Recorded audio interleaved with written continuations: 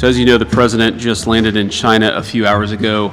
You may know that because of Secret Service protocols that I don't travel outside of the country with the President of the United States. So on days today, I sometimes feel like Macaulay Culkin in Home Alone. I walk into the White House and it's very quiet and no one's there, and it takes me a second to realize exactly what's going on.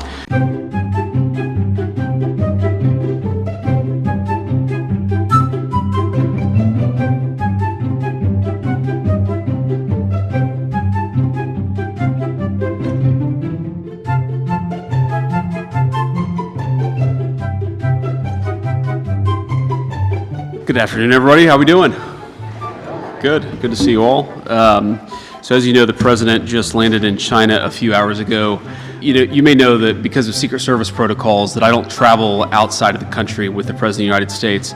So on days today, I sometimes feel like Macaulay Culkin in Home Alone. I walk into the White House and it's very quiet and no one's there, and it takes me a second to realize exactly what's going on. On Iran, can you tell us where negotiations stand? The president, before he left for Beijing, called the latest proposal unacceptable. So is the U.S. even talking to the Iranians right now, or where are things at this point? Yeah, so look, obviously these negotiations are very sensitive. I'm not going to tell you everything because we're trying to have a productive conversation. I spent a good amount of time on the phone with both Jared Kushner and Steve Witkoff this morning, a number of our friends in the Arab world this morning. Look, I think that we are making progress. The fundamental question is, do we make enough progress that we satisfy the president's red line? And the red line is very simple. He needs to feel confident that we've put a number of protections in place such that Iran will never have a nuclear weapon. And can I ask you, Mr. Vice President, when approaching the war with Iran, do you agree with the president's position that Americans' financial situations should not be a consideration? Well, I don't think the president said that. I think that's a misrepresentation of what the president said. But look, I agree with the president that Iran should not have a nuclear weapon. We're obviously engaged in a very aggressive and very engaged diplomatic process to try to ensure that that doesn't happen, and the president has a lot of options, as he said repeatedly. There are options diplomatically, there are options on the military side, but the fundamental goal here is the president wants to make the world safe, but particularly the American people safe from Iran having a nuclear weapon. And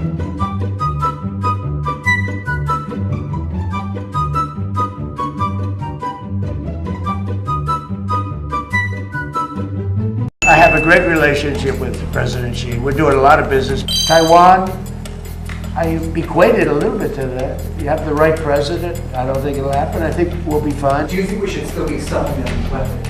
The United States should Well, I'm going to have that discussion with President Xi. President Xi would like us not to. We're 1.4 billion people with a pretty iron fist. He loves his country, I can tell you that.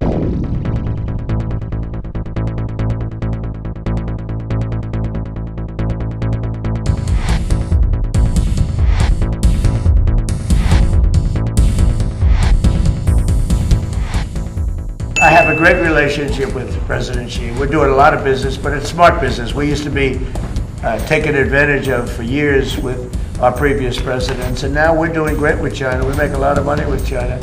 I bring up Jimmy Lai. Now, Jimmy Lai, you know, it's like saying to me, if Comey ever went to jail, would you let him out?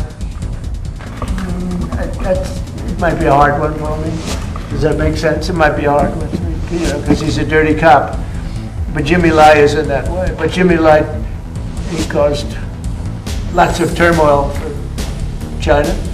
He tried to do the right thing. He wasn't successful, went to jail, and people would like him out, and I'd like to see him get out too. So I'll bring him up again. I have brought him up. Taiwan, I equate it a little bit to that. You have the right president. I don't think it'll happen. I think we'll be fine. I have a very good relationship with President Xi. Knows I don't want that to happen. Very far away, very, very far away. We're just at 9,500 miles. We're 9,500 miles. He's 67 miles.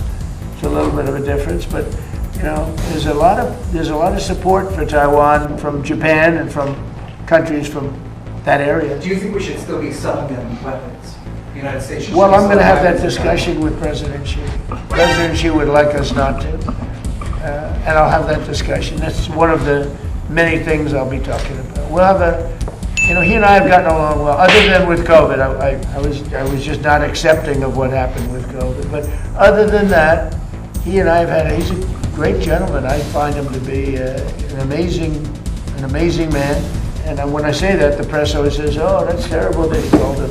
You know, he runs 1.4 billion people with a pretty iron fist. He loves his country, I can tell you that. I look forward to being there. And if he felt anything, we wouldn't be doing it. But a lot of good things can happen. You know, we'll be talking about, I mean, he'll bring up Taiwan, I think, more than I will.